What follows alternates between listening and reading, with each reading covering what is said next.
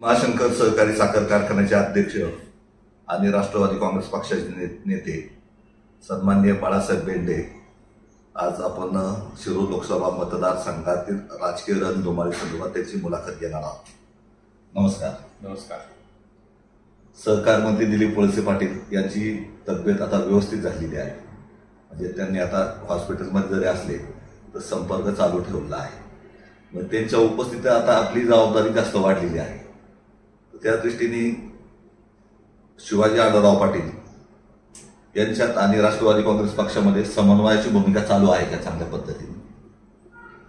असं आहे की गेले 30 ते 35 वर्ष राजकारणामध्ये आम्ही माननीय नामदार दिलीपराव वळसे पाटील साहेबांचे कार्यकर्ते म्हणून काम करत आलेलो आहोत. आणि जी साहेबांनी राजकारणाचे धडे आम्हाला दिलेले आहेत किंवा समाजकारणाचे जे धडे दिलेले आहेत त्याला अनुसरूनच आत्तापर्यंत आम्ही आंबेगाव तालुक्यामधील जनतेचं काम करण्याचं काम केलेलं आहे.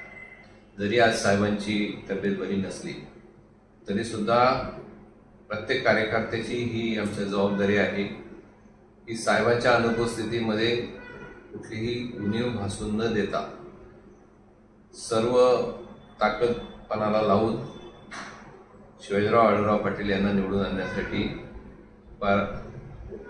परिश्रम घेण्याची तयारी सर्व कार्यकर्त्यांनी दाखवलेली आहे आणि सुरू झालेली आहे. दुसरी गोष्ट अशी आहे की शिवाजीराव आढळराव पाटील जरी 20 वर्षापूर्वी आपल्यामध्ये किंवा राष्ट्रवादी काँग्रेसमध्ये होते, हे राजकीय मतभेदामुळे जरी ते बाहेर गेले असले तरी राजकारणामध्ये कुणी कधीही कुणाचा परमनंट मित्रही नसतो आणि शत्रूही नसतो. या उक्तीप्रमाणे शिवाजीराव आढळराव पाटील आज जरी आपल्या पार्टीमध्ये पुन्हा राष्ट्रवादी काँग्रेस पक्षाने त्यांना तिकीट दिलेलं आहे, त्यामुळे ही मनोमिलनाचा जो विषय आहे तो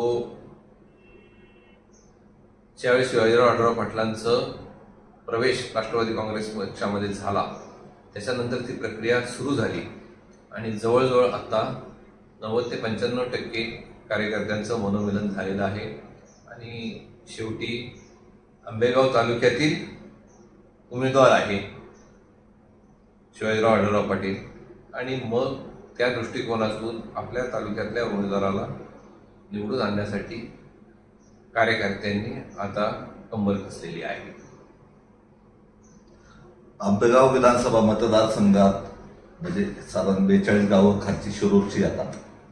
तर अशी चर्चा म्हणजे अमोल कोल्हेंचे कार्यकर्ते किंवा विरोधी पक्षातले करतात का आमच्याकडं 42 गावातला चांगला मतदाराचा संपर्क आहे. आंबेगाव तालुक्यातून सुद्धा आम्ही म्हणजे आंबेगाव विधानसभा मतदारसंघातून गत पंचवार्षिकला वळसे पाटील साहेबांच्या नेतृत्वाखाली जे 25,000चं लीड मिळालं होतं कोल्ह्यांना, तर ते लीड किंवा थोडंफार त्याहून जास्त लीड घेण्याचा आम्ही प्रयत्न करणार आहात. याबाबत आपलं काय मत? असं आहे की प्रत्येक कार्यकर्ता आपल्या उमेदवारासाठी हा झटत असतो आणि जरी कुणी किती काही म्हटलं तरी प्रत्येकाला असं वाटत असतं की आपलाच उमेदवार निवडून येणार आहे किंवा आपल्याच उमेदवाराला जास्त मतं मिळणार आहेत. आणि ही प्रतिक्रिया ज्यावेळेस त्या कार्यकर्त्याची त्या उमेदवाराच्या संदर्भात असते ती काही वावगं नाही. परंतु मी तुम्हाला स्पष्टपणे सांगतो की आंबेगाव तालुका हा माननीय नामदार दिलीपराव वळसे पाटील साहेबांचा बालेकिल्ला आहे आणि साहेब सांगतील ते धोरण हा उक्तीप्रमाणे आम्ही सगळे कार्यकर्ते कामाला लागलेलो आहोत.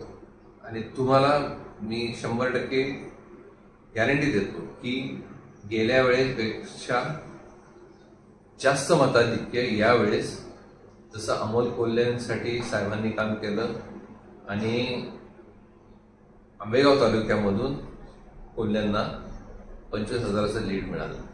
परंतु तुम्हाला यावेळेस सांगतो ही परिस्थिती ही आंबेगाव तालुक्यामध्ये कमीत कमी ज्यावेळेस साहेबांना 60 ते 65,000चं लीड मिळतं त्याच्यापेक्षा जास्त लीड यावेळेस आंबेगाव तालुक्यातून शिवाजीराव आढळराव पाटलांना मिळावं या दृष्टिकोनातून आमची सगळी व्यूहरचना झालेली आहे.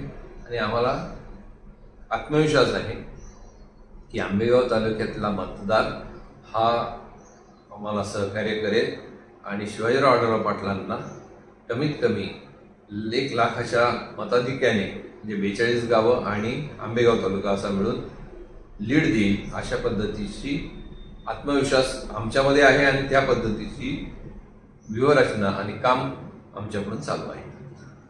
खासदार अमोल कोल्हे यांनी गेल्या 5 वर्षात मतदारसंघात संपर्क ठेवला नाही आणि निधी दिला नाही असा जो थेट आरोप सगळ्या बाजूने म्हणजे विरोधी पक्ष म्हणजे अमोल कोल्ह्यांचे जे विरोधी ते करतात. तर याबाबत तुमचं काय मत आहे? नाही, अमोल कोल्ह्यांच्या विरोधी म्हणजे अमोल कोल्ह्यांना निवडून आणण्यासाठी माननीय नामदार दिलीपराव वळसे पाटील साहेबांच्या नेतृत्वाखाली आम्ही सर्व कार्यकर्त्यांनी जंगल पछाडून त्यावेळेस केलं. कारण की 3 लोकसभामध्ये आम्हाला अपयश आलं होतं 3 वेळेला. म्हणजे 2004 पासूनचं जे आहे तर त्यावेळेस आम्हाला तिन्ही याच्यामध्ये अपयश आलेलं होतं. तर तिन्ही वेळेस शिवाजीराव आढळराव पाटील या विभागाचे खासदार म्हणून निवडून आले होते. आणि 4थ्या वेळेस ज्यावेळेस गेल्या पंचवार्षिकला आम्ही सगळ्यांनी खासदार अमोल कोल्हेंचं काम केलं, त्यांना निवडून आणलं. त्यांना निवडून आणल्यानंतर एक आनंद सगळ्या कार्यकर्त्यांमध्ये संचारला होता. परंतु काय असतं, शेवटी आपल्याला सर्वांना ज्ञात आहे किंवा कुणाला सगळ्यांना ज्ञात आहे की माजी खासदार किसनराव वानखेडे साहेब या विभागाचे खासदार म्हणून निवडून आले. ते निवडून येत असताना त्यांच्या मागे काही फार मोठी पार्श्वभूमी नव्हती, परंतु जनसंपर्क आणि लोकांच्या सुखदुःखामध्ये जाणे या उक्तीप्रमाणे त्यांनी या तालुक्यातलं आमदारकीपद भूषवलं, खासदारकीपद भूषवलं. आता माननीय नामदार दिलीपराव वळसे पाटील साहेबांच्या बद्दलचा जो विषय आहे त्याच्यामध्ये साहेबांनी जे 90 सालापासून अथक असं काम केलं, विकासाची गंगा पूर्ण आंबेगाव तालुक्यामध्ये आणली आणि साहेबांनी केलेल्या विकासामुळं लोकांनी साहेबांना विकास पुरुष म्हणून स्वीकारलं. मग एका बाजूला अमोल कोल्ह्यांना ज्यावेळेस मागच्या वेळेस निवडून आणलं त्यावेळेस साहेबांचा विकास याला साथ देऊन मतदारांनी मतदान केलं. परंतु अमोल कोल्हेंनी नाही विकासाच्या संदर्भात कुठला निधी आणला आणि नाही कुठल्या परिस्थितीमध्ये जनतेशी संपर्क ठेवायला पाहिजे होता तो ठेवला नाही. त्यामुळे एका बाजूला विकास निधी आणण्याचा अभाव, दुसऱ्या बाजूला लोकांच्या सुखदुःखात सामील होण्याचा अभाव, या दोन्ही गोष्टीचा अभाव तयार झाल्यामुळे त्यांच्याबद्दल प्रचंड अशी नाराजी कार्यकर्त्यांमध्ये आणि मतदारांमध्ये सुद्धा. शेवटी मतदाराला सुद्धा, फक्त कार्यकर्त्यांनाच नाही, मतदाराला सुद्धा अशी अपेक्षा असते की आमच्या घरात काही लग्न कार्य निघालं, आमच्या घरात काही सुखदुःख असले तर यावं. आणि दुसरी गोष्ट, अमोल कोल्हे या मतदारसंघामध्ये किती लोकांना व्यक्तिगत नावाने ओळखतात. ज्या तरुणांनी भरभरून मतं दिली त्या तरुणांना सुद्धा अमोल कोल्हेकडून जसं पाहिजे होतं तशा पद्धतीचं म्हणजे सहकार्य मिळालं नाही. आज त्यांनी बऱ्याचशा वल्गना त्यावेळेस केल्या. कुठं गेलं, त्यांना जर ते खासदार होते तर किती लोकांना त्यांनी नोकऱ्या लावल्या. म्हणजे जर त्यांचं जर एवढं जर काम असेल तर लोकांची माफक अपेक्षा असते. तरुणांनी एवढं भरभरून मतदान दिलं तर लोकांची अपेक्षा होती, तरुणांची अपेक्षा होती की यांनी आमच्याकडे पाहून आमच्यासाठी काहीतरी नोकऱ्या लावाव्यात. कुठल्या परिस्थितीत किती टक्के नोकऱ्या लावल्यात त्यांनी कधीही सांगितलेलं नाही. किती लोकांना नोकऱ्या लावल्यात तेही सांगितलं नाही. त्यांची एक मोठी मध्ये वल्गना पण होती भक्तिशक्ती कॉरिडॉरची. त्या भक्तिशक्ती कॉरिडॉरचं काय झालं ते सुद्धा समजलेलं नाही. अशा पद्धतीची नंतर भीमाशंकरच्या अभयारण्यामध्ये खूप मोठ्या वनस्पती मिळतात. त्या वनस्पतीतून त्यांना काहीतरी वेगळं काही करून दाखवण्याचा विषय होता. मेडिसिन हबचा काहीतरी विषय होता, तो सुद्धा कुठेही झालेला दिसत नाही. अशा पद्धतीच्या फक्त वल्गना करण्याचं काम डॉक्टर अमोल कोल्हेंनी केलं. प्रत्यक्षात त्यांना वेळच मिळाला नाही, मतदारसंघातला लोकांशी संपर्क साधण्यासाठी मिळाला नाही, त्याच्यानंतर जनतेची कामं करण्यासाठी जो मिळतो तो मिळाला नाही. किती दिवस ते लोकसभेमध्ये हजर होते, किती दिवस लोकसभेचं कामकाज चाललं आणि त्या कामकाजामध्ये ते किती दिवस लोकसभेमध्ये हजर होते आणि किती वेळा भाग घेतलं याचं सगळं विश्लेषण खासदार शिवाजीराव आढळराव पाटील त्यांच्या भाषणामध्ये सांगतच आहेत आणि ते लोकांच्या समोर येत आहे की हा माणूस किती कशा पद्धतीने खोटं बोलतो आहे. खासदार अमोल कोल्हे यांना कामगिरीबद्दल संसद रत्न पुरस्कार मिळाल्याचा मोठा गाजावाजा होता. नेमकं आता तुम्ही म्हणताय का त्यांनी सगळं म्हणजे कामं केलीच नाही, तर संसद रत्न पुरस्कार मिळाला कसा, याबाबत काय मत आहे? असं आहे, माझ्यासारखा कार्यकर्ता किंवा माझ्यासारख्या कार्यकर्त्याला लोकसभेमध्ये संसद रत्न पुरस्कार कसा दिला जातो हे काही माहिती नाही. त्यामुळं संसद रत्न पुरस्कार कशाच्या आधारावर त्यांना मिळाला हे मी आज सांगू शकत नाही, परंतु शिवाजीराव आढळराव पाटील हे त्यांच्या भाषणामध्ये क्लिअर कट सांगत आहेत की हा संसद रत्न जो पुरस्कार आहे हा काही संसदेतून दिला जात नाही. हा कुठेतरी एक चेन्नईमध्ये एक कंपनी आहे, 10x20ची काहीतरी एक रूम आहे, त्या रूममध्ये बसून ते लोक त्या पद्धतीचा एक तो पुरस्कार देत असतात. म्हणजे हा जो पुरस्कार आहे हा भारत सरकारच्या लोकसभेतून झालेल्या कामगिरीच्या आधारावर जरी दिला असला तरी तो त्या भारत सरकारने किंवा लोकसभेने दिलेला आहे असं आयडेंटिफिकेशन मिळत नाही. ते असेल तर ह्या लोकसभेच्या संसद रत्न म्हणून ज्यावेळी त्यांना दिला तर लोकसभेच्या अध्यक्षांनी किंवा कोणीतरी जो पुरस्कार दिला त्याचे काहीतरी पुरावे वगैरे त्यांनी पाठवायला पाहिजेत. परंतु नुसताच तो संसद रत्न पुरस्कार जो आला तो फक्त त्यांनी वल्गना केलेले आहे. आणि असं आहे, संसद रत्न पुरस्कार जरी मिळाला असेल तर आपल्याला त्याचं दुःख नाही, कारण की खासदार म्हणून ते आपल्या ह्या मतदारसंघामधून निवडून आले होते, तर त्यांनी कामगिरी केली असेल तर तो मिळाला असेल त्याच्याबद्दलचा आपल्याला दुमत नाही. परंतु त्याचा फायदा, त्या संसद रत्न पुरस्काराचा फायदा शिरूर लोकसभा मतदारसंघातील मतदारांना काय झाला, म्हणजे एखादं संसद रत्न मिळालं हे त्यांचं मोठेपण झालं, पण तो कशाच्या आधारावर मिळाला होता, त्यांनी या लोकसभेतील जनतेसाठी काय काय कामं केली हे तरी त्यांनी एकदा सांगावं. आणि मुळात असं आहे, हे पण बरोबर आहे की संसदेमधले खासदार ज्यावेळेस निवडून जातो त्यावेळेस तो लोकसभेतली जी काही फंडिंग असतं ते आणण्याचं काम करतो. त्यांनी किती फंडिंग आणलं शिरूर लोक मतदारसंघासाठी, आता त्यांच्या वर्गाना ज्या आहेत की आता मला एक सांगा,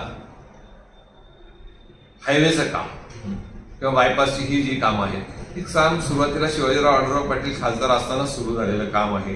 नितीन गडकरी साहेबांनी सुद्धा क्लिअर कट सांगितलेलं आहे की हे काम जे झालं ते शिवाजीराव आढळराव पाटील खासदार असताना झालं. रेल्वेचं काम सुद्धा सुरू झालं ते शिवाजीराव आढळराव पाटील ज्यावेळेस खासदार होते त्यावेळेस त्यांनी पाठपुरावा केला. आणि आपल्याला सगळ्यांना मी स्पष्टपणे सांगू इच्छितो की महाराष्ट्र सरकारचा त्याच्यामध्ये जो वाटा पाहिजे होता तो वाटा देण्याचं काम ज्यावेळेस माननीय नामदार दिलीपराव वळसे पाटील साहेब हे अर्थमंत्री होते, त्या अर्थमंत्री पदाच्या असलेल्या बजेटमधून त्यांनी ती तरतूद, म्हणजे महाराष्ट्राचा जो वाटा त्या रेल्वेच्या बजेटमध्ये द्यायचा होता त्याची तरतूद ही नामदार दिलीपराव वळसे पाटील साहेबांनी त्यावेळेस केलेली आहे. त्यामुळं हे सगळं करत असताना याच्यात मोठा वाटा हा दिलीपराव वळसे पाटील साहेबांचाच राहिलेला आहे. आणि नंतरच्या ज्या उद्देशाने लोकांनी शिवाजीराव आढळराव पाटील ज्यावेळेस खासदार असताना खेडला घाटामध्ये खूप जाम व्हायचं, ट्रॅफिक खूप व्हायची, त्यावेळेस कामं चालू होती, असं काही काम बंद नव्हतं असं नाही, परंतु त्यावेळेस नेमक्या निवडणुका लागल्या आणि तो मुद्दा ट्रॅफिकचा लोकांच्या जास्त ह्याच्यावर आला. आणि चाकणचा जो ट्रॅफिकचा मुद्दा होता तो सुद्धा फार मोठा प्रामुख्याने समोर येत होता. खेड बायपासचं काम झालं, खेडचा घाट चालू झाला, ट्रॅफिक जी आहे जाम कमी झालं, सुटसुटीत झाली. परंतु गेल्या 5 वर्षामध्ये चाकणचा जो चौक आहे तिथलं जे काम आहे ते कुठं झालेलं आहे, मग झालं का ते काम? नाही झालं. आजही आपण सगळेजण जर गेलो चाकणला तर चाकणच्या चौकामध्ये प्रचंड अशी ट्रॅफिक होते. मग 5 वर्षामध्ये हे काम सोडवण्यासाठी खासदार अमोल कोल्हेंनी काय केलं? कारण की उद्या कदाचित ते म्हणतील की मी तो जो प्रस्ताव आहे नाशिक रोड पासूनचा किंवा नाशिक आपला जो नाशिक फाटा आहे तिथपासूनचा तर चाकणपर्यंतचं काम घेतलेलं आहे. मग त्याचा जर प्रस्तावित केलेला असेल, सगळं केलं असेल, तर त्यांनी अजून ते काम चालू झालं का नाही झालं, त्याचं टेंडर झालं का नाही झालं, म्हणजे एखादं काम मंजूर करून आणण्यासाठी, चालू होण्यासाठी कितीतरी प्रचंड कालावधी जातो. मग हेच काम शिवाजीराव आढळराव पाटील मागच्या आपल्या 15 वर्षाच्या काळामध्ये सगळं प्लॅनिंग करून केलेलं आहे आणि त्याचा फायदा फक्त मागच्या काळामध्ये अमोल कोल्ह्यांना मिळालेला आहे. आता सगळ्यात महत्वाचा विषय गाड्याच्या शर्यतीचा. बैलगाडा शर्यतीचा जो विषय आहे, त्या बैलगाड्या शर्यतीच्या विषयामध्ये अमोल कोल्ह्यांचं खूप काही योगदान नाही. खरं योगदान जे आहे ते मान्य नामदार दिलीपराव वळसे पाटील साहेब आणि माजी खासदार किंवा खासदार शिवाजीराव आढळराव पाटील यांचंच आहे. कारण की या दोघांनी ज्या वेळेस गरज पडेल त्या वेळेस आर्थिक मदत सुद्धा करण्याचं काम या गाडा मालकांना केलेलं आहे. ही आर्थिक मदत म्हणजे कशासाठी, तर कोर्टाच्या केसेस चालू होत्या त्यावेळेस नवी दिल्लीत असताना जे काही लोक गाड्याच्या संदर्भात, उदाहरणार्थ बाळासाहेब आरुडे सारखी वगैरे जे काही कार्यकर्ते ज्यावेळेस काम करत होते, आपण त्यांची मुलाखत घ्या, त्यांना विचारा खरं काम किंवा खरी मदत तुम्हाला या गाडा शर्यत सुरू करण्यामध्ये कुणी केली. कोर्ट एका बाजूला कोर्ट केसेस चालू असताना कोर्ट केसेस मध्ये करतानाचं सहकार्य करायचं काम ह्या दोन्ही नेते मंडळींनी केलं. तसंच ज्यावेळेस सरकार आलं त्यावेळेस सरकारमधून सुद्धा चांगले चांगले वकील देऊन नामदार वळसे पाटील साहेब असतील किंवा शिवाजीराव आढळराव पाटील असतील, कारण की ज्यावेळेस सुरुवातीच्या काळामध्ये उद्धव ठाकरे मुख्यमंत्री झाले त्यावेळेस शिवाजीराव आढळराव पाटील उद्धव ठाकरे साहेबांच्या बरोबर होते आणि साहेब मंत्रिमंडळात होते. त्यावेळेस सुद्धा ताकद उभी करण्याचं काम ज्यावेळेस होतं, चांगले वकील देण्याचं काम होतं, त्यावेळेस ते साहेबांच्या माध्यमातून आणि शिवाजीराव आढळराव पाटलांच्या माध्यमातून झालेलं आहे. सर्वात महत्वाचा आता एक मुद्दा येतोय पुढं का जे शरदचंद्र पवार राष्ट्रवादी काँग्रेस पक्षाचे कार्याध्यक्ष देवदत्त निकम आणि काँग्रेस आहे पक्षाचे अध्यक्ष राजूभाई नामदार यांनी सांगितलं का वळसे पाटील साहेब खूप चांगले आहेत, परंतु आम्ही दुसऱ्या फळीतील जे मान्यवर नेते आहेत त्याच्या त्रासामुळे वैतागून आम्हाला अक्षरशः नामोहरण केलं किंवा आम्हाला त्रासच झाला. त्याबाबत नेमकं तुमचं काय मत आहे? असं आहे, नाचता येणं अंगावर वाकडे ही म्हण आपल्याला माहिती आहे. काही लोकांना मुळामध्ये दिव्य स्वप्न पडायला लागलेली आहेत किंवा होती, मग काहीतरी निमित्त शोधायचं. तुम्हाला मी उदाहरण म्हणून सांगतो, अरुण गिरे आपल्या बरोबरच आता आहेत. अरुण गिरेंनी सुद्धा त्यावेळेस असं सांगितलं होतं की वळसे पाटील साहेबांच्या बद्दल माझं काही मत नाही, पण खालच्या कार्यकर्त्यांनी मला त्रास दिला त्यामुळं मी गेलो. नंतर त्यांची तीव्र इच्छा आमदारकी लढवण्याची होती. त्याच्या मागचा छुपा उद्देश त्यावेळेस अरुण गिरे साहेबांना विचारा तुम्ही, की तोच होता की त्यांना आमदारकी लढवायची होती. ह्या महाशयांना सुद्धा जे काही नाव घेतले मी त्या नाव घेऊ इच्छित नाही, परंतु आपल्या सगळ्यांना जनतेला ज्ञात आहे की यांना घडवण्याचं काम मान्य नामदार दिलीपराव वळसे पाटील साहेबांनी केलेलं आहे. आणि ज्या वेळेस मला सांगा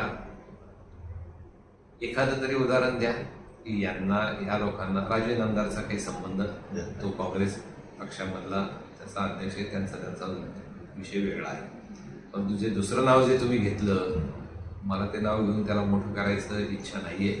त्यामुळं अशा ह्या महाशयाला मोठं करण्याचं काम मान्य नामदार दिलीपराव वळसे पाटील साहेब किंवा आणि त्याच्या अगोदर कैलासवासी दत्तात्रय गोविंदराव वळसे पाटील साहेबांनी केलं. तुम्हाला एक छोटासा किस्सा सांगतो.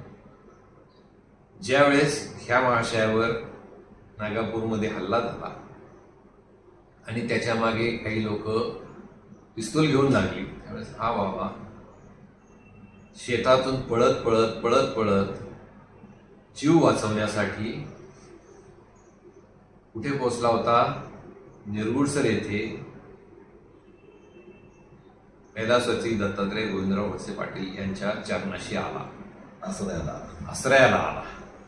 आणि त्यावेळेस दादांनी त्याला आश्रय दिला. त्याला आश्रय दिल्यानंतर म्हणजे त्यावेळेस त्याला जीव वाचवण्याचा आश्रय दिला. त्याच्यानंतर त्याला राजकीय आश्रय मिळाला.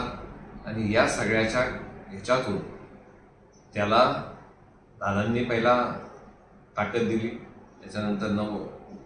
त्याच्यानंतरच्या काळामध्ये मान्य नामदार दिलीपराव वळसे पाटील साहेबांनी खूप मोठी ताकद दिली. आणि साहेबांचा एक उद्देश असतो, त्याला कुठलीही राजकीय पार्श्वभूमी नव्हती तरी सुद्धा काम करणारा कार्यकर्ता असं साहेबांचं त्याच्याबद्दलचं मत होतं. त्यामुळं साहेबांनी त्याला वाव दिला आणि मोठं केलं. आता एखाद्याने मोठं केल्यानंतर आपण सांगतो की माझ्या घरामध्ये आई वडिलांच्या बरोबर तिसरा साहेबांचा फोटो आहे, त्याचं दर्शन घेतल्याशिवाय मी बाहेर पडत नाही. मग मला एक सांगा, जो माणूस एखादा बघा, आई वडिलांना जर तुम्ही मानता तर आई वडिलांना तुम्ही दूर सारता का किंवा आई वडिलांपासून दूर जाता का? जो आई वडिलांपासून दूर जातो तो काय असतो, त्याला म्हणजे आई वडिलांची किंमत नसते, फक्त वल्गना करण्यासाठी तो असतो. आणि आज अशी भरपूर उदाहरणं आहेत की ज्या मुलांवर संस्कार घडवले, मोठं केलं, त्यांनी आई वडिलांना सोडलं आणि त्यांची परिस्थिती परमेश्वर कृपेने काय झाली ही आपल्याला माहिती आहे. हाच महाशय असं सांगतो की माझ्या आई वडिलांच्या बाजूलाच दिलीपराव वळसे पाटील साहेबांचा फोटो आहे. म्हणजे तुम्ही आई वडिलांच्या बरोबर जर साहेबांना मानता तर साहेबांना सुद्धा तुम्ही आज शरद पवार साहेबांच्या बरोबर मला जायचंय म्हणून सांगता. म्हणजे याच्यात तुमचा उद्देश हा जो आहे तो वेगळा आहे. आणि हे जनतेला, या आंबेगाव तालुक्यातील जनता सुज्ञ आहे, त्यांना या पद्धतीचं जे तुमचं विषय जो आहे चाललेला सर्व जनता ओळखून आहे. शरदचंद्र पवार साहेबांच्या व्यतिरिक्त आता ही निवडणूक होती. म्हणजे थोडक्यात आतापर्यंत वळसे पाटील, शरद पवार साहेब सगळे तुम्ही एकत्रच होता आणि त्यांच्या व्यतिरिक्त ही निवडणूक होती. त्यामुळं तुम्हाला असं काही चुकल्यासारखं वाटतं का? पवार साहेब नाहीत आता, समोर विरोधी म्हणजे थोडक्यात कोल्हे साहेबांच्या बरोबर आहे, तर त्याबाबत तुमचं काय मत आहे? असं आहे की मान्य नामदार दिलीपराव वळसे पाटील साहेबांनी बऱ्याच वेळा हे सांगितलेलं आहे की आंबेगाव तालुक्यावर घडवताना मी जी काही कामं केली त्याच्यामध्ये मान्य शरदचंद्रजी पवार साहेबांचा आशीर्वाद राहिलेला आहे. आणि त्याच्यामुळं साहेबांनी असं कधी सांगितलं नाही की हे मी सगळं केलं. हे आदरणीय पवार साहेबांनी च्या आशीर्वादामुळं मी निमित्त होतो. साहेबांनी जो पाठबळ दिलं त्याच्यामुळे मी हे केलं, मी करू शकलो असं साहेबांनी सांगितलेलं आहे. त्यामुळं आज पवारसाहेब समोर जरी असले तरी त्याची रूप शेवटी कार्यकर्त्याच्या मनामध्ये असते. परंतु विकास करण्यासाठी ज्या साहेबांनी आज जे पवारसाहेबांपासून थोडंसं वेगळं व्हायला लागलं, दुःख हे आहेच. परंतु पवारसाहेबांपासून दूर होण्याचं जरी दुःख जरी असलं तरी ज्या जनतेने 30-35 वर्ष साहेबांवर भरभरून प्रेम केलं त्या जनतेच्या विकासामध्ये अडचण येऊ नये याच्यासाठी साहेबांनी थोडीशी फरक घेतलेली आहे. त्याची रुखरुख जरी असली तरी सगळ्यात महत्त्वाचा मुद्दा आपल्या सर्वांना माहिती आहे. काही लोक असं सांगतात की विकास याच्यासाठी जर गेले असेल तर ही काहीतरी दिशाभूल करण्याचं काम वळसे पाटील करतात, अशा पद्धतीचं काही लोक खाजगी चर्चा करतात. परंतु विषय तो नाही आहे. सगळ्यात महत्त्वाचा विषय असा होता की ना साहेबांवर कुठलीही चौकशीचा फेरा आहे. साहेबांनी क्लिअर कट सांगितलं, मला एखाद्या ईडीची नोटीस आलेली, मला एखाद्या इन्कम टॅक्सची नोटीस आलेली, तुम्हाला कुठे सापडली तर आणून द्या. की दिलीप वळसे पाटील साहेबांना अशा पद्धतीची नोटीस आली होती, मी राजकारणात लढणार नाही, बाहेर पडेल असं स्पष्टपणे जाहीरपणे साहेबांनी सांगितलेले. परंतु साहेबांच्यापासून दूर जाण्याचा एकमेव उद्देश असा होता की 90 सालाच्या पासून आजपर्यंत आंबेगाव तालुक्यामध्ये जो प्रगती झालेली आहे ती प्रगती केवळ शेतीमुळं आणि भीमाशंकर सहकारी साखर कारखान्याच्या रूपाने जो काही आमूलाग्र असा बदल शेतकऱ्यांमध्ये झाला त्याच्यामुळे झालेली आहे. आणि हे करत असताना अलीकडच्या काळामध्ये आमदार रोहित पवार यांनी आमदार झाल्यानंतर आपल्या मतदारसंघासाठी डिंबे धरणाचं पाणी पळवण्याचा एक घाट घातला. शेवटी माननीय आमदार दिलीपराव वळसे पाटील नेहमी सांगतात, पाणी कुणाच्याही बापाचं नाही, त्यामुळं पाणी हे आमचा जो अधिकार आहे, म्हणजे आंबेगाव तालुक्याचा जो अधिकार आहे, तो अधिकारात जे आमचं पाणी आहे ते पळून न जाता उरलेलं जे पाणी आहे त्याच्यावर संपूर्ण लोकांचा अधिकार आहे. मग तो नगर जिल्ह्यातील लोकांचा असेल, इतर लोकांचा असेल, त्याच्याबद्दल साहेबांचं कधीही दुमत नव्हतं. आपल्याला जेवढं पाणी पाहिजे तेवढं आपलं सुरक्षित पाणी राहावं याच्यासाठी साहेबांनी हा सगळा उठाठेव केलेला आहे. आणि जो आमदार रोहित पवार यांनी जो घाट घातला तो काय होता की आंबेगाव तालुक्यामधून जे पाणी नगर जिल्ह्याला न्यायचं आहे ते पाणी आंबेगाव तालुक्याच्या डिंबे धरणाच्या खालच्या भागामध्ये बोगदा करून ते पाणी माणिकडोहमध्ये न्यायचं आणि तिथून पुढे नगरला न्यायचं असा जो उद्देश होता. आपलं म्हणणं एवढंच होतं की तुम्हाला जे आमचं अतिरिक्त जे पाणी आहे ते एका विशिष्ट लेवलवरून तुम्ही घेऊन जा, आमचा त्याच्यातला उद्देश नव्हता. परंतु बालहट्टासाठी शरद पवार साहेबांनी मीटिंग सुद्धा घेतल्या, म्हणजे मी बालहट्टासाठी घेतल्या, परंतु त्यावेळेस त्यांनी वळसे पाटील साहेबांनी जी परिस्थिती साहेबांच्या समोर आणून दिली त्याच्यानंतर तो मुद्दा थांबला होता. परंतु नंतरच्या काळामध्ये ज्यावेळेस हे सरकार आलं, म्हणजे कोणाचं सरकार आलं, एकनाथजी शिंदे साहेब मुख्यमंत्री झाले, देवेंद्र फडणवीसजी उपमुख्यमंत्री झाले, त्यावेळेस अजितदादा त्या मंत्रिमंडळामध्ये नव्हते. आणि त्या काळामध्ये पुन्हा हा निर्णय फिरवला गेला आणि त्याच्यामध्ये तो पुन्हा त्याच्यातला GR निघाला आणि तो बोगदा हा तळाला काढण्याचा विषय झाला. आणि त्याच्यानंतर ज्यावेळेस एक संधी आली चर्चेमध्ये त्यावेळेस पवार साहेबांनी क्लिअर कट सांगितलं आहे की माझ्या जनतेचा हा जो प्रश्न आहे हा प्रश्न सोडवण्यासाठी मी अजितदादा पवारांच्या बरोबर जातो आहे. त्याच्यामध्ये मला कुठलाही वैयक्तिक स्वार्थ नाही. त्यामुळे आंबेगाव तालुक्यातील जनतेसाठी आणि आंबेगाव तालुक्यातील जनतेच्या पाण्यासाठी केवळ फक्त आदरणीय वळसे पाटील साहेब अजितदादांच्या बरोबर गेलेले आहेत. त्यामुळं जी काही लोकांच्या मनामध्ये जो आगळावेगळा संभ्रम आहे तो आस्ते आस्ते आता दूर होत चाललेला आहे आणि लोकांना सुद्धा आता हे पटायला लागलेलं आहे. वळसे पाटील साहेब वैयक्तिक स्वार्थासाठी पवार साहेबांना सोडून गेलेले नाहीत, तर ते आंबेगाव तालुक्यातील जनतेच्या भल्यासाठी गेलेले आहेत. एकंदर नाना, शिरूर लोकसभा मतदारसंघातून आढळराव पाटील किती मताधिक्य घेतील, विजयाचं मताधिक्य किती घेतील असं जी चर्चा आहे त्याबाबत तुमचं काय? असं आहे, मी आंबेगाव तालुक्यातील काम करणारा कार्यकर्ता आहे, त्यामुळे मी याच्या अगोदरच सांगितलेलं आहे की आंबेगाव तालुक्यामधून आमची पराकाष्ठा चालू आहे 1 लाखापर्यंत लीड देण्याची. जर आंबेगाव तालुक्याने 1 लाखाचं जर लीड जर दिलं तर इतर तालुके फार मोठ्या प्रमाणात जर लीड देतील आणि त्या पद्धतीने सर्व मतदारांनी शिवाजीराव आढळराव पाटीलला आम्ही म्हणतोय तशा पद्धतीने स्वीकारलं तर 3 ते 4 लाख, कमीत कमी 2 ते 2.5 लाख, 3 ते 4 मी जरा अवास्तव बोले, पण 2 ते 2.5 लाखाच्या मताधिक्याने शिवाजीराव आढळराव पाटील ही निवडून यायला हरकत नाही. भीमाशंकरचे अध्यक्ष बाळासाहेब बेंडे यांनी आपला बहुमूल्य वेळ आंबेगाव वार्ता वृत्तवाहिनीसाठी दिला, त्याबद्दल मी आपला आभारी आहे. संतोष वळसे पाटील, मंचर. कॅमेरामन संदीप गावडे, मंचर.